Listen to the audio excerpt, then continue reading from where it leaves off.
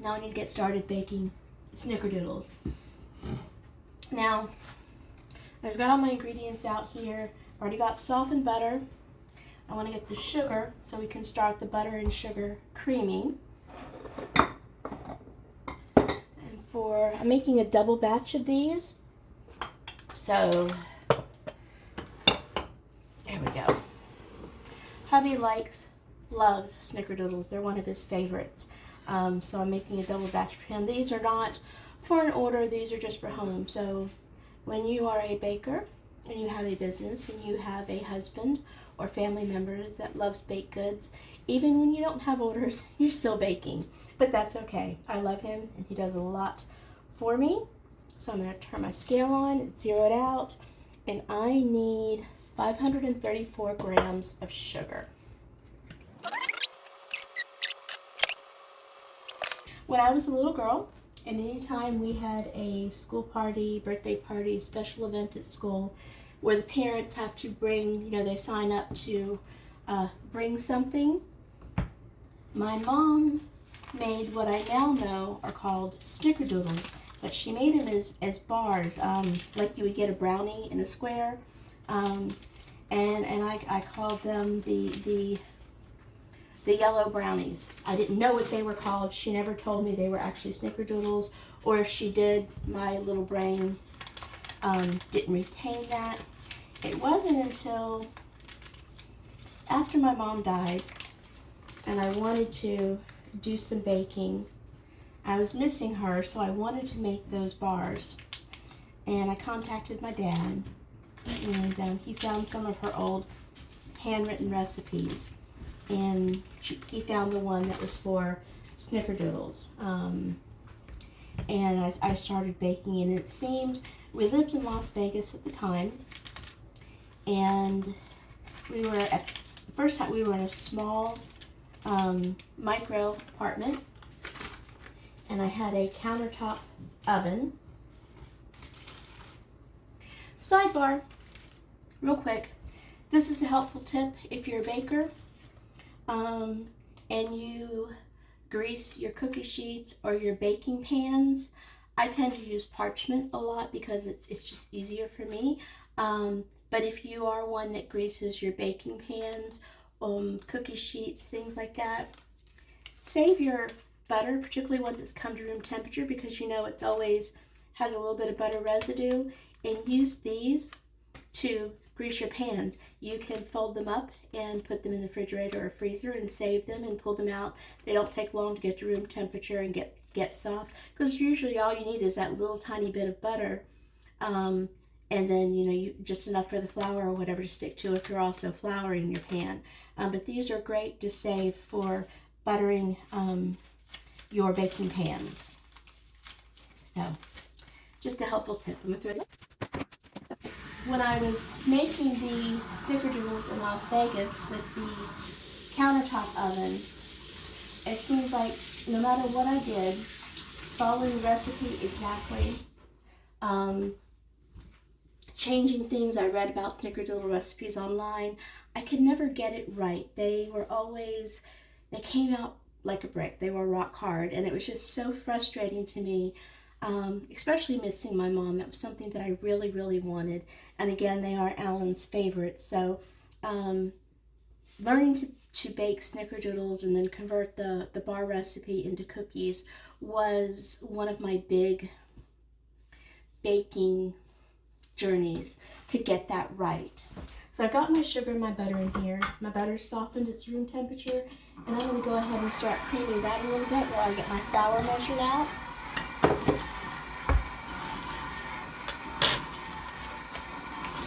And I'm torn between I love the Snickerdoodles, I love them as a cookie and as a bar. I love oatmeal raisin. But I'm kind of torn what my favorite cookies are. I also make a shortbread cookie that I dip in dark chocolate. And they remind me of, again, growing up in Florida, our major grocery store chain was Publix. And in the Publix bakery, you could get these, I guess they were called tea cookies. They were in the shape of a leaf, and they were either pink or green, and they were like a sandwich cookie, and they had chocolate in the middle of them, dark chocolate, and that was the treat. Every time my mom went grocery shopping, she'd always get me a couple of those. So those are my favorite. And the shortbread cookies that I make, when I dip them in dark chocolate, that's what they remind me of. I know, sometimes I've always enjoyed baking, and the older I get, the more I enjoy it, especially, learning to bake bread and learning to work with sourdough. It's just been a fun journey, and I look forward to learning new techniques as well. Here soon I'm going to try to start learning to make macarons. They're another favorite cookie. Almost there. Like I said, this is a double batch. That way I can make them and freeze some for later. And that's the wonderful thing about cookies. They do freeze quite well. Cream a little bit more. And let's see. This is vanilla salt. I make my own vanilla. And then when I take some of the beans and I make vanilla salt and vanilla sugar for when I'm baking, it just adds that little bit extra flavor. So you can see the caviar and the bits of the vanilla bean. So if you ever get any of my cookies or baked goods and you see little dark flecks in them, it's just vanilla. That's all. It's just vanilla. So I need, how much salt? 1 teaspoon salt. This is the one, yeah. I've got a tablespoon, teaspoon and a half, and a teaspoon, and a full teaspoon. Teaspoon vanilla salt.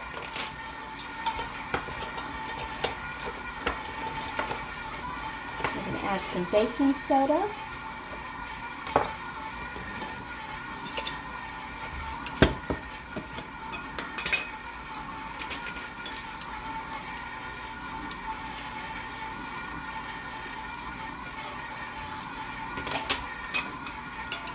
And the thing that makes Snickerdoodles is your cream of tartar.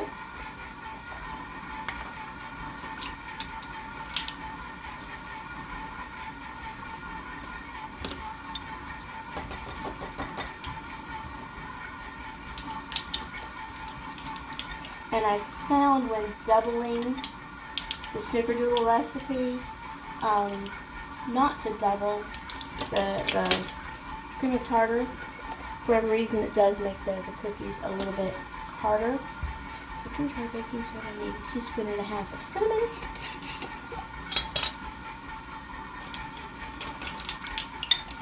So I need to get some more cinnamon soon.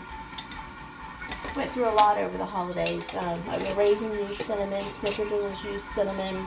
Let's see, salt, cinnamon, baking soda, cream of tartar, sugar, got my vanilla, and then it's going to need 2 eggs. Always crack your eggs on a flat surface. You have less chance of getting a shell into your eggs.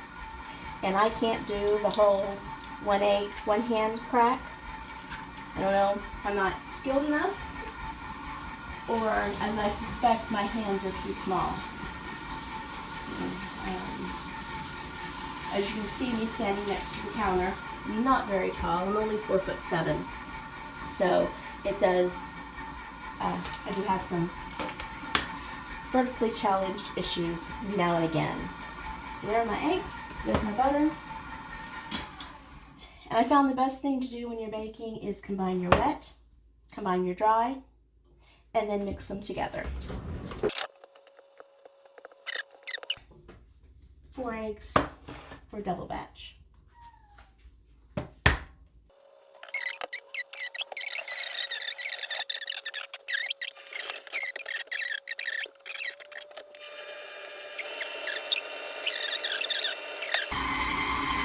There we go, that's good. Just a little bit better. I'll start adding 1 egg at a time and let it mix up. I'm going to add the vanilla. And I've decanted my vanilla into a smaller bottle. Makes it easier than trying to dip into that big jar. Actually, I need to order some more vanilla beans soon and get another couple batches going. Gone through a lot of vanilla this year while I'm baking. If there's any year that you're doing a lot of baking, you go through a lot of vanilla. Okay, that's all mixed up. I'm going to start spooning the flour in. And keep it on low. Again, with cookies, you don't want to overmix because your cookies get tough. You want the flour to mix in. You don't want to develop gluten strands.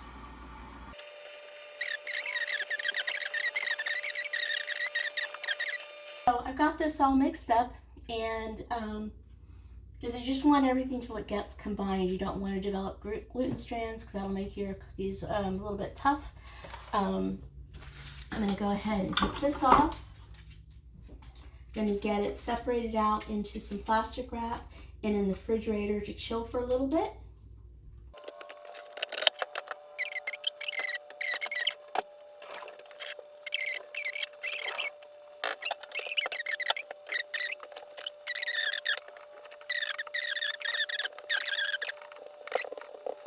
Okay, I'm going to get this sectioned up some more and all of these in the refrigerator, and we'll come back in a little bit to get them rolled in cinnamon sugar and get them in the oven.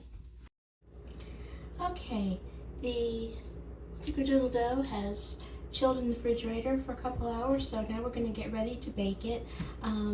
I line my cookie sheets, baking pans, whatever you want to call them, with parchment, but I've already got the other ones. I've got 3 half sheets and a quarter sheet. I don't have 4 half sheets.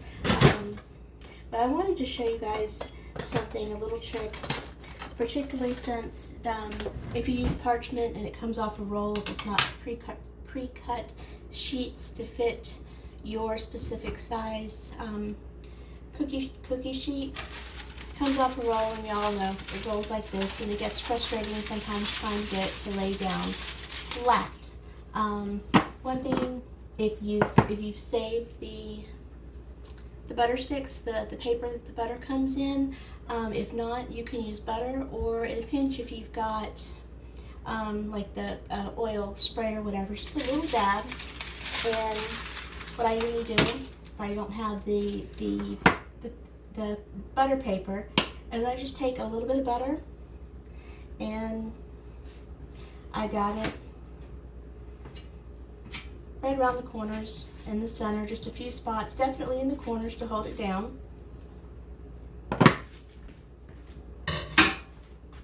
And then when you put your parchment down, the butter holds it in place, or the oil or whatever you've used on the underside of your pan. That way it's not curling up, it doesn't slide all over the place, particularly if you're putting sticky, very wet cookie dough or anything like that, and you've got to rearrange. It'll often pick the paper up and slide it around, or when you're moving your rotating your cookie sheets in the oven, the parchment will slide if you're in a hurry and not paying attention. So anchoring them with a little bit of butter in the corners helps hold everything still. I'm going to wash my hands because I'm going to have my hands on cookie dough. My oven's preheated to 350. I've got my top rack set.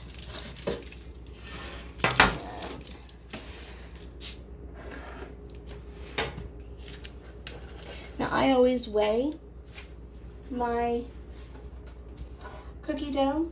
That way it's all the pieces are all the cookies are the same size, so they all bake evenly in the oven. And when you're filling out price points, knowing the weight of your cookie in grams, and then also having your recipe in grams, it's easy to calculate the cost per batch of cookie, per dozen cookies, your actual expenses, and figure out what your profit is if you're going to be selling them. So this is the, it's already been frozen, and I'm going to go, not frozen, refrigerated, chilled. First thing I do is I cut it with a knife, and basically this just helps. I used to try to scoop them with a cookie scoop or a spoon, and it just got so messy.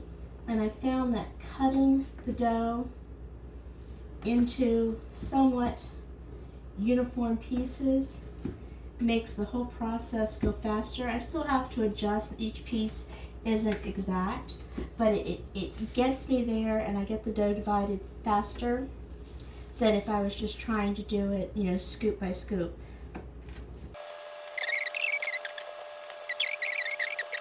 Get my scale on. I've got my my plate lined with plastic wrap, so that saves me a little bit of cleaning. And I'll have to wash my hands again in a second because I have cookie dough all over them. But this is what we're going to do.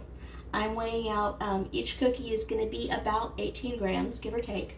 If I hit it at 17 or I hit it at 19, I'm okay with that, as long as the majority of them are about 18 grams.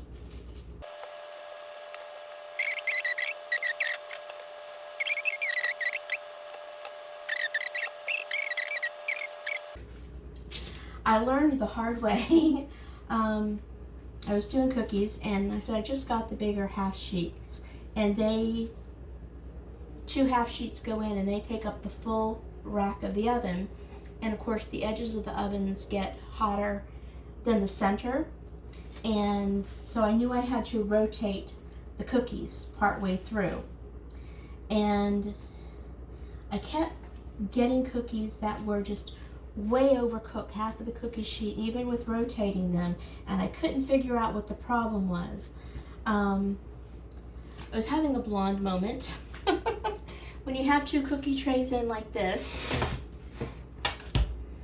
of course this edge and this edge, the outer edge, are the ones that get the hottest. So halfway through, you either need to take each tray out and rotate it so the outside edge goes in the center, or take each tray out and flip-flop them again so the outside edge comes into the center. In my infinite blonde wisdom, I was flip-flopping and rotating, so all I was doing was putting outside edge to outside edge, so the outside edges kept getting burned. And it took 3 rounds in the oven, 3 different sets of cookies getting burned, before it finally clicked in my brain what I was doing wrong. So yeah, that was a nice learning experience. Don't be like me, don't be blonde. So I tell everybody, the blonde runs deep.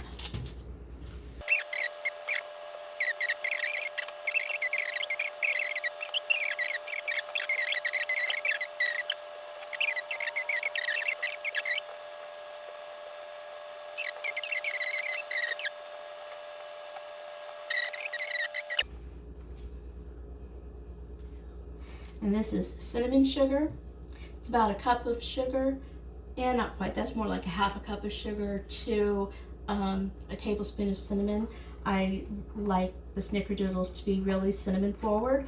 So does my husband. The first batch I made didn't have as much cinnamon. He goes, needs more cinnamon, you can't taste it. So this has cinnamon in it.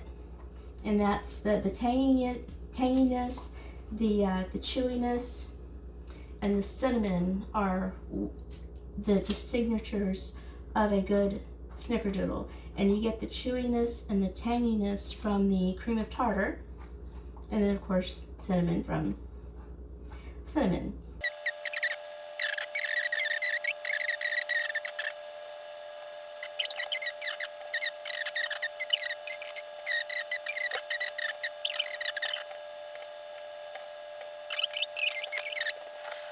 You still, when you're doing cookies, you want to take them out of the oven. The centers should still look just a little wet, because they will continue to cook once you get them out of the oven, and you don't want them to be overcooked, and that's how they get burnt. You know, tough or overcooked on the inside, dry, or burnt on the bottom. I do cook mine on the very top shelf to kind of help mitigate that overcooking, that browning on the bottom. A little bit of I can't say it now. Caramelization, there we go, is good. Especially I like that on my peanut butter cookies and the oatmeal raisin, but too much, it quickly goes from, you know, a little bit of caramelization, which is good and nice and sweet, to, okay, now it's overdone and it's burnt. So you really got to watch that.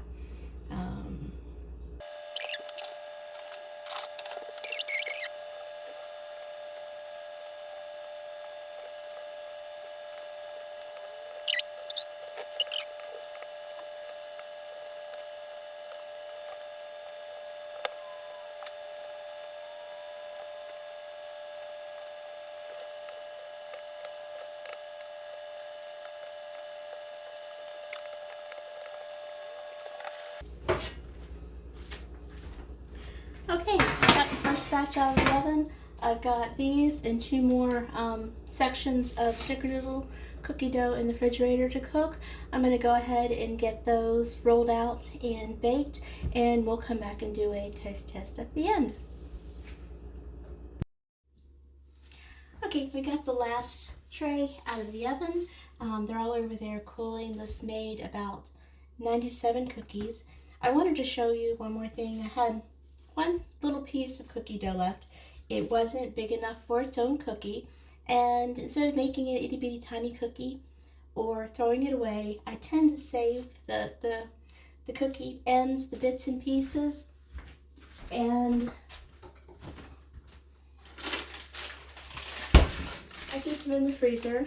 And then about once a month, because cookie dough you can freeze for several months, normally up till 3. After about 3 months, it really starts to dry out, so you want to get it baked before then.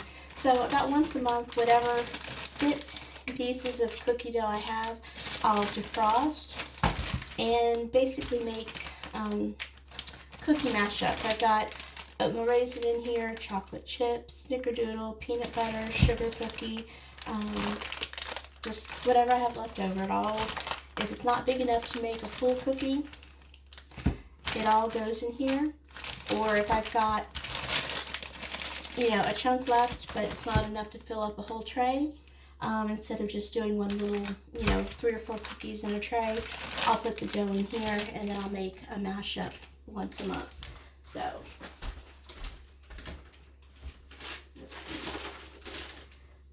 got all my cookies cooling, and then they'll get packaged up.